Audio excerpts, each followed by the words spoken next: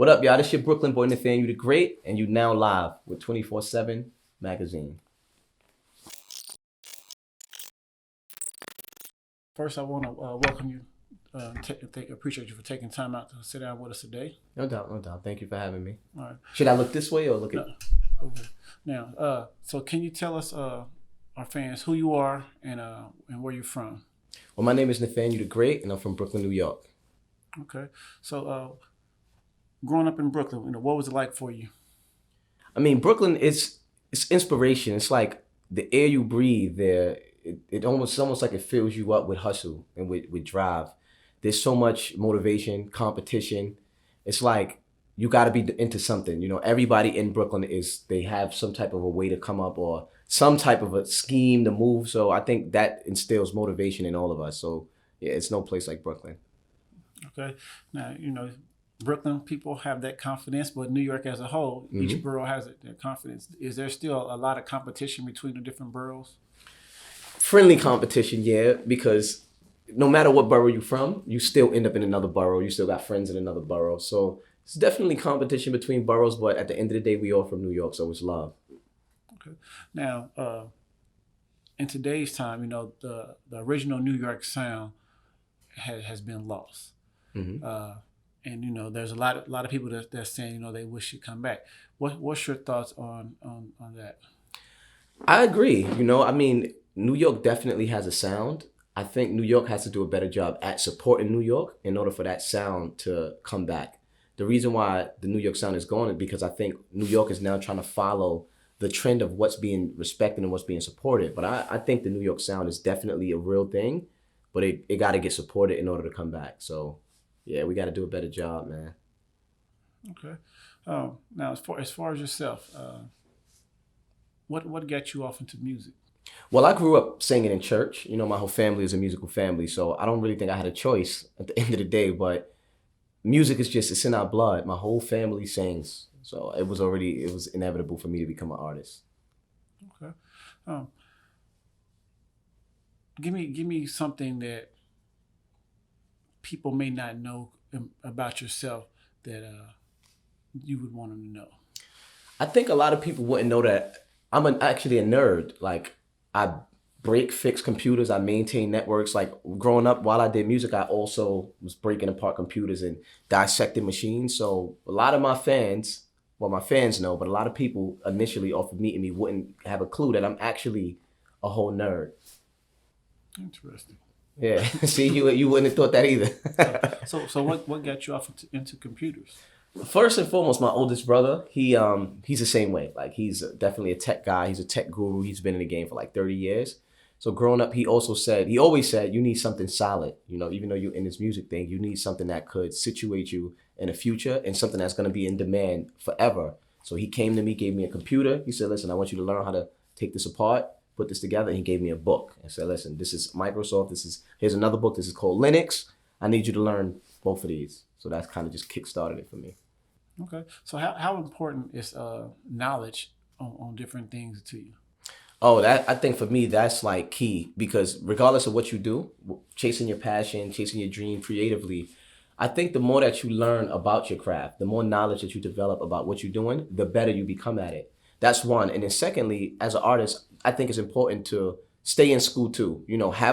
Have something that is connected to how much you know, not just how, what you do, but what you know. Because there's two different ways to survive. You could survive with just what you do physically, which could be the singing and dancing, but then you could survive with what you know, like what's in your head. So knowledge for me is like more important than just a passion at the end of the day for survival purposes.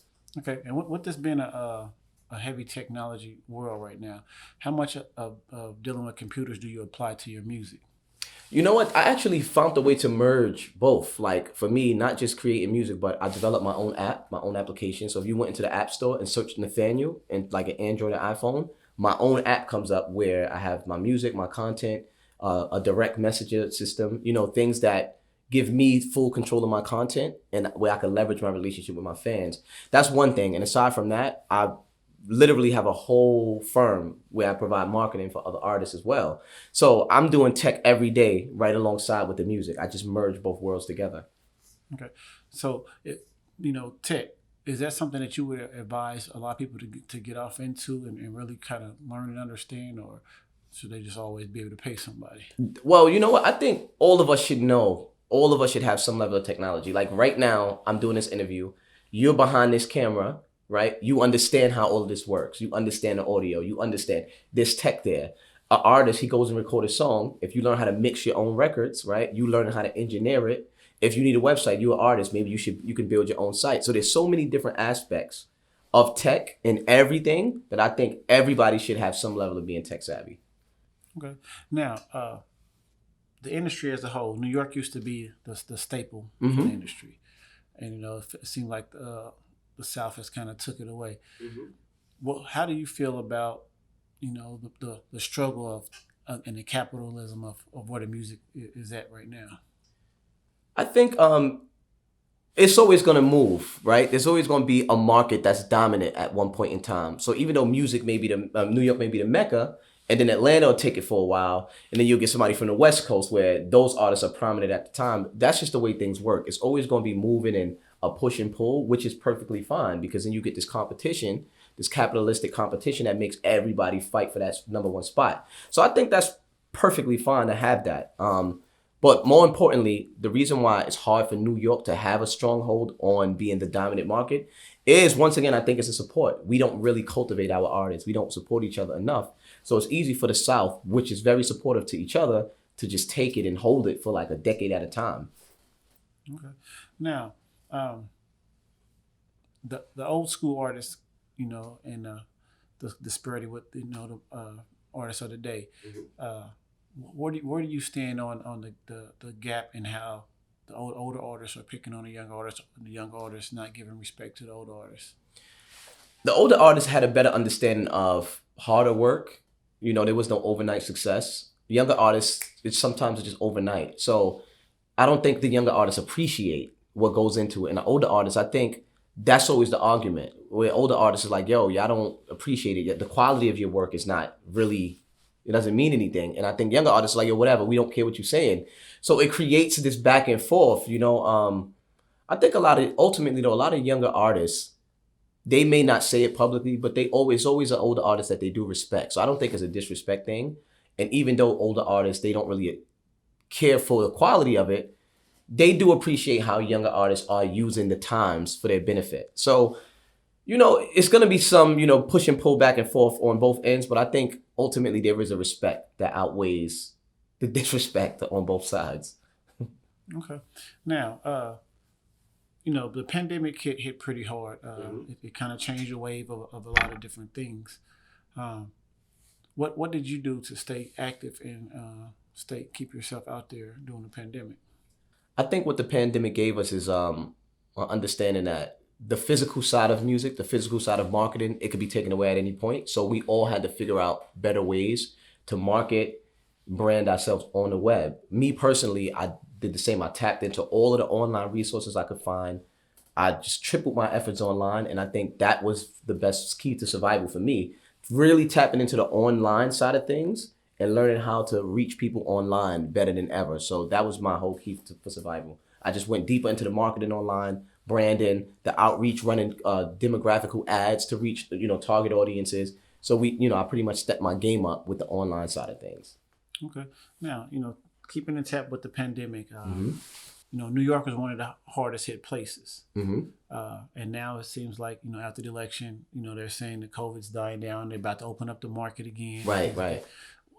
What is your thought process on the whole COVID situation? I think it's perfectly fine. I think we've been shut down long enough to either see if it worked or if it didn't work. I think at this point to now give us an opportunity to go back into society while still figuring out, how safe it is. We tried to be indoors. We might as well go outdoors and just kind of scale it. So I'm perfectly fine with things opening back up, at this point. So basically, you're tired of wearing your mask. Word. I mean, I still wear it out of respect, and rest in peace to a lot of people that we did lose during this time. But I think it's fine to kind of start to slowly push things back open and see how it goes. Okay. What's your thoughts on the fact that New York is coming after Donald Trump? Do you feel like that's something that should be forgotten and keep on moving. We got a new president, or do you think that's something that they should put their energy into, or should they be worried about the community? I think now that Trump is back to not being a president again and just a regular dude, we got to move past it. You know what I'm saying? How long could we harp on whatever he did? Whatever we don't agree with, it's just done. He's out of office. Let's see where we could go from here. So I think we definitely got to move on. There's no way for us to just keep on looking back and instead of focusing on the future. Okay. Now you're from Brooklyn, Mm-hmm. And y'all have y'all basketball team there. Yeah, and yeah. Of course, the Knicks is the team of New York. Yeah. Where do you stand?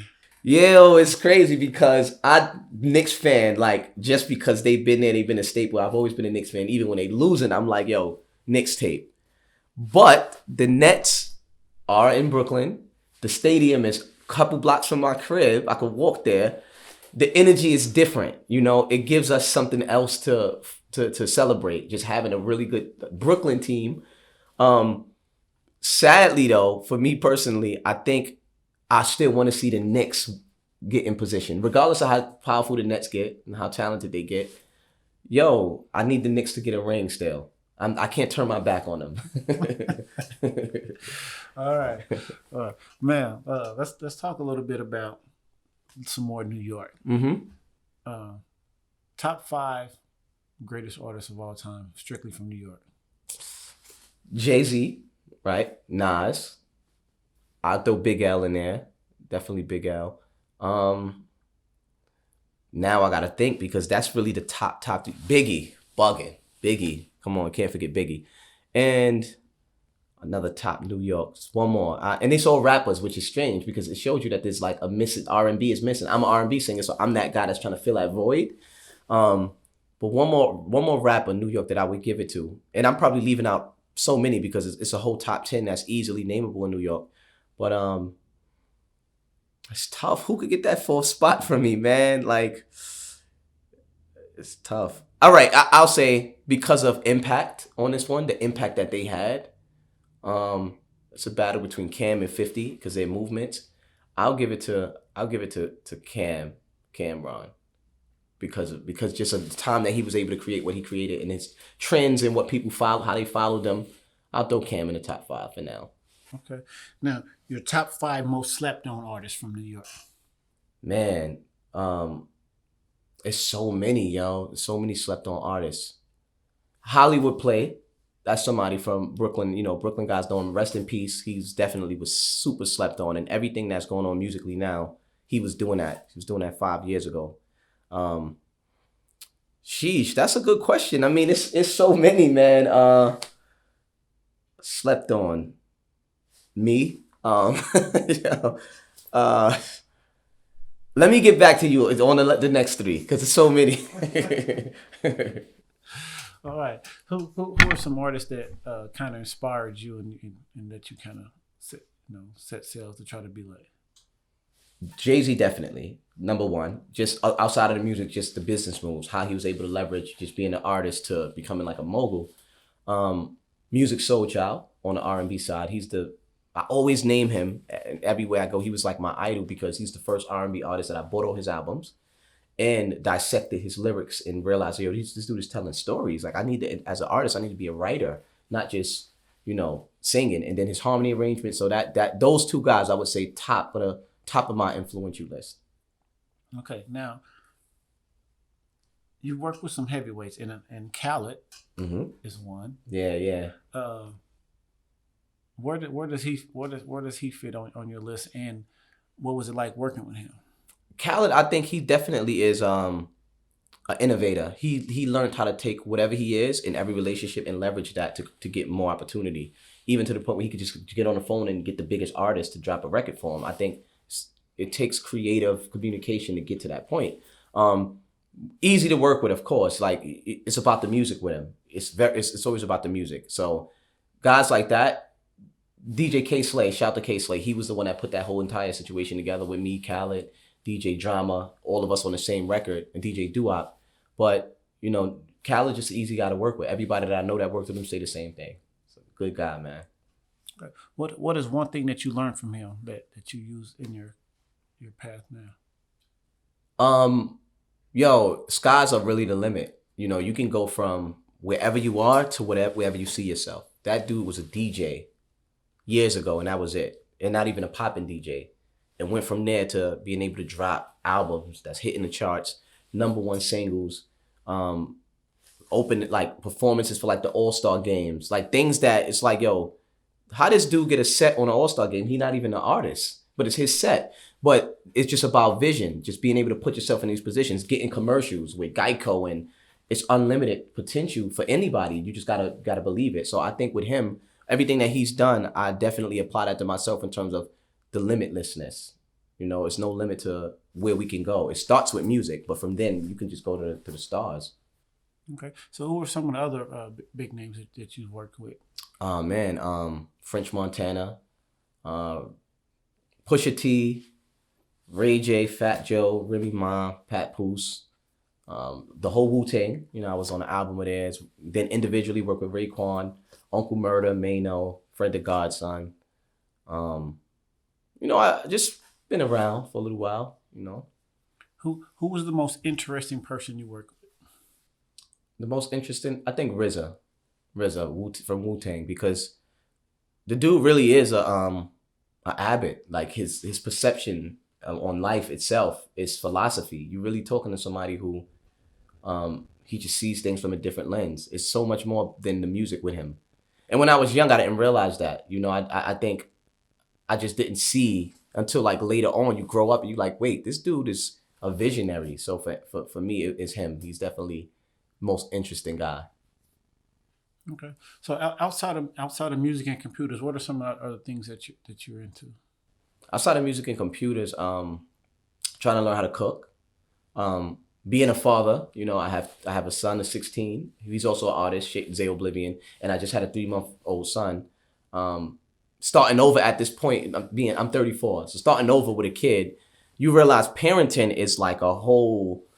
It's a like almost like a profession. Like, yo, it's like it's beyond just raising a kid. It's almost like you're thinking of these creative things to do, like the same logic that I put into these things like tech and all that.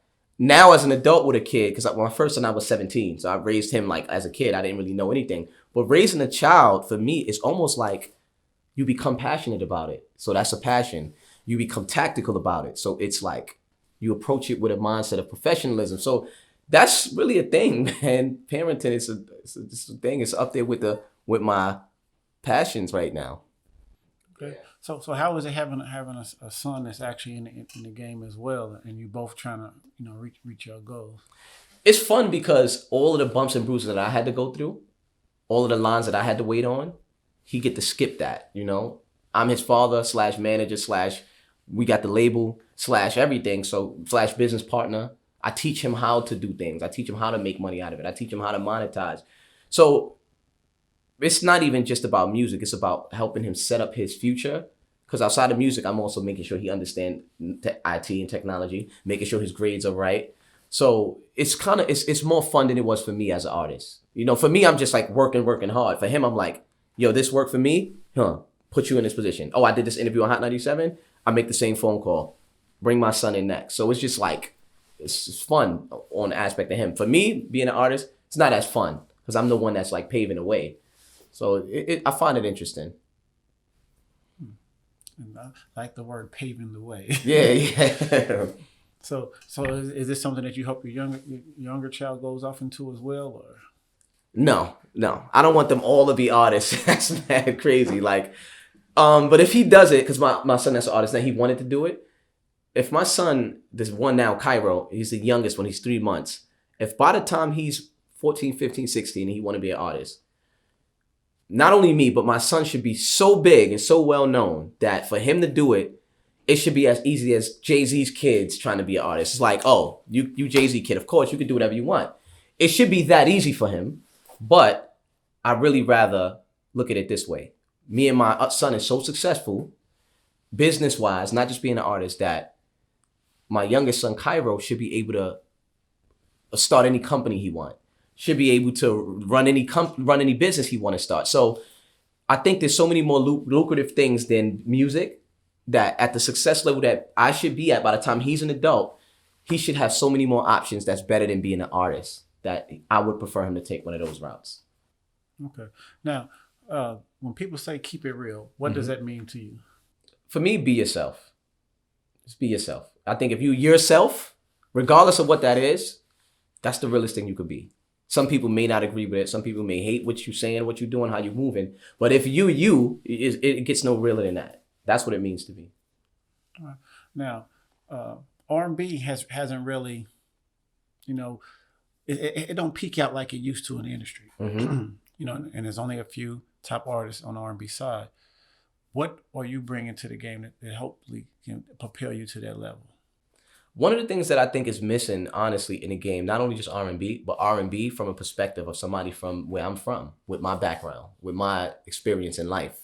Not just New York, but me being me. Everything about me. There's nobody in music that's me, but now specifically R&B. Even being just a Brook, like a lot of people think I'm a rapper. As soon as I open my mouth and start talking, oh, you from New York, you from New York. There's no R&B guys that fits that demeanor, and just me bringing that to the table, I think it is something that is different. It gives the world an opportunity to hear R&B from like a Brooklyn cat. You know what I mean? Okay, so what type of R&B are you doing? Are you doing the real soulful R&B, or are you doing the rap R&B? Most of my stuff is soulful, but just because of the times and being a chameleon and being able to adapt, I have some of the joints that's like the fun, bouncy, not singy, just melodic. You just got to be able to create both. But to be honest, at heart, real R&B. Okay, so a few years from now, what is one thing that you want people to remember you for? How innovative I am, just how I never stop, and how I create ways to leverage technology in the music world. I think that's what I want to go down in history as, that guy. Okay. Now, if people wanted to follow your movement, how can they find you? The easiest way, I would say, is if you have a phone in your hand right now, while I'm saying this, go into the App Store, whether it's an Android and it's the Play Store, or it's an iPhone and it's the App Store, and just search Nathaniel and download my app, the Nathaniel app. It's completely free. All of my content is there. All of my data is there. You can reach me. You can listen to my music. But if you don't want to do that, Instagram is Nathaniel Online, or you can go to my website, nathanielonline.com. All right. Any last things you want to say to the people that we may not have covered?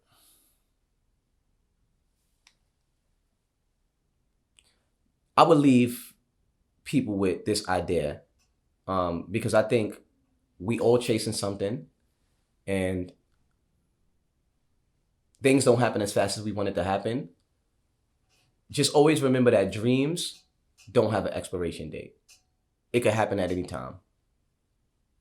That's for everybody and anything that you want out of life. Okay, cool. Well, I definitely want to thank you for taking the time out to come in and sit down with us today. And much success with your career. Thank you. I appreciate you having me.